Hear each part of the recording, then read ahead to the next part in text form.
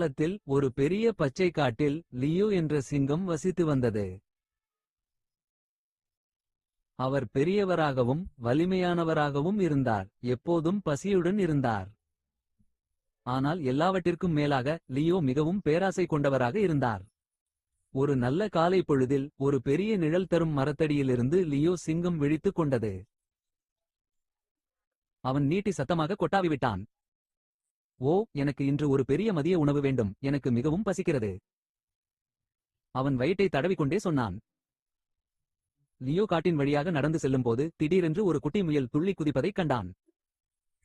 இந்த முயல் ஒரு நல்ல சிற்றுண்டியாக இருக்கும்.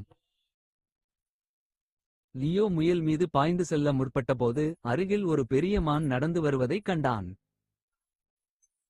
பொறு, எனக்கு அந்த பெரிய மான் இருக்கும்போது நான் ஏன் இந்த சின்ன முயலை சாப்பிட வேண்டும்? லியோ